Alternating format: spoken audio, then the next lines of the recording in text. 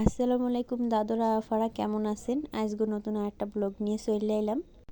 সকালবেলা উঠে মোর মুঠাগুলারে আগে মুক্ত করলাম। হ্যাঁ, এখন ঠোরাঠুরি করে ব্রেকফাস্ট করতে ব্যস্ত আছে।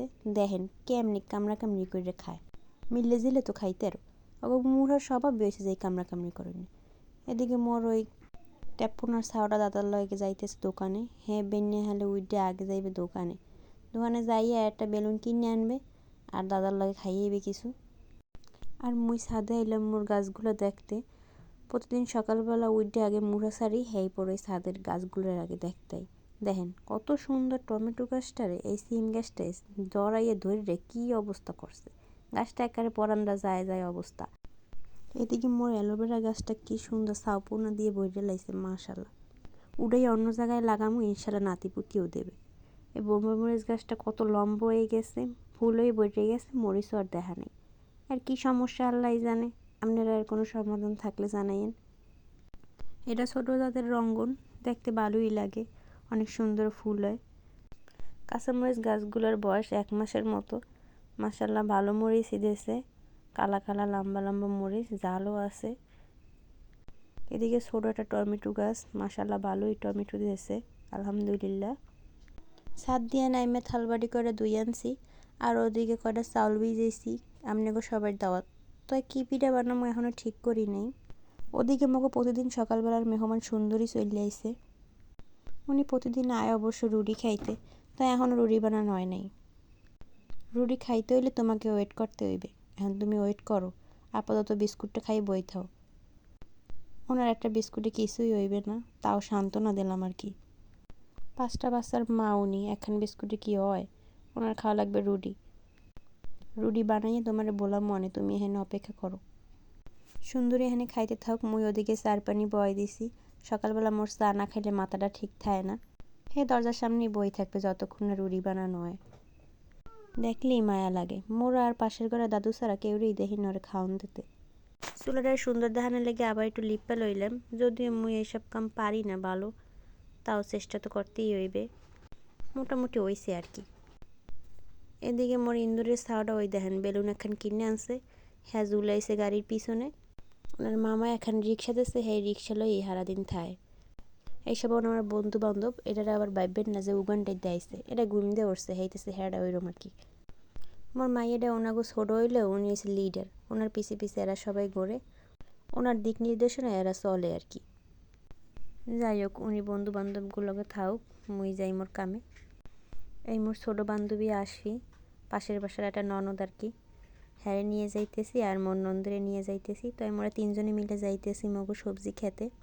সামনে বিশাল একখান ওভারব্রিজ আছে, সবাই ধীরে সুস্থে যাইয়েন। কোলার মাঝখানে রাওয়া একখান বই রয়েছে, আর এখানে কি কেম কইতারি না।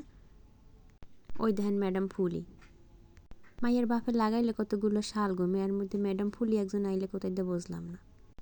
কতগুলো পুঁই শাকে রাডি হয়েছে, এগুলো কেমনি খায় কইতেই না। আপনারা কেউ রেসিপি থাকলে জানাইয়েন, কিরম রান্ধেন জানাইয়েন, কেমন লাগে জানাইয়েন, তাই দেখমু খাইয়ে ট্রাই করে। পেঁয়াজ কলিগুলো কি সুন্দর হয়ে রয়েছে, দেখলেই মনে হচ্ছে সবগুলো কাইডে লই যায়।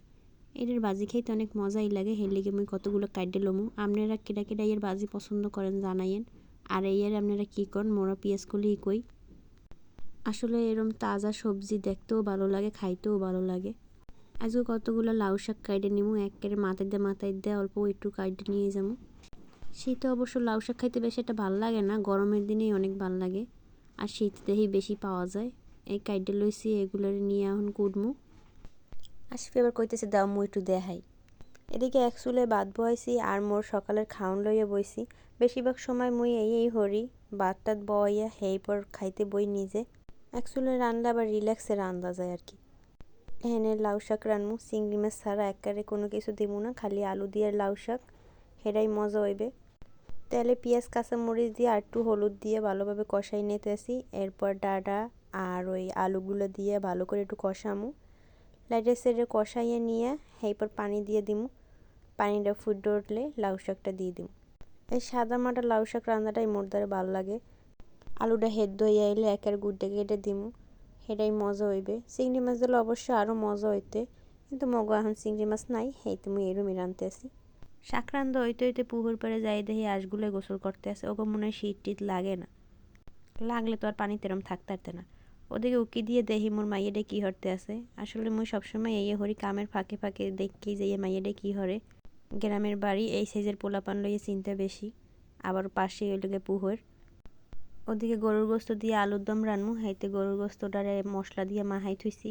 আর মুই আর মোর নন্দে মিলে নতুন আলুগুলোর ছিলে লইছি। ওদিকে টাহি মাছগুলোরে বাইর করে ভিজামু, ভর্তা করমু। আর শাক রান্দা হয়ে গেছে, কালারটা দেখেন। তেল দিছি, গরুর গোস্তটা কষাইলাম ভালো করে। তেলের মধ্যে পেঁয়াজগুলো দিয়ে দিলাম, আর লং এলাচ এগুলো দিয়ে দিলাম। আর সুন্দর করে লাড়াচাড়া করে নিলাম।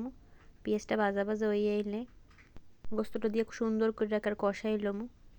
আলুর দম খালি রানলেও ভালো লাগে, তাই ভাবলাম অল্প একটু গোস্ত আছে, তাই গোস্ত দিয়েই রান্ধি। গোস্তটা কষাই আলুগুলো দিয়ে আবার ভালো করে একটু কষাই নিলাম। আজকে মাটির চুলায় প্রেশার কুকারে রানবো। প্রেশার কুকার দিয়ে 8টা সিটি দিমু, হয়ে যাইবে। সুন্দর একটা কালার আই পড়ছে।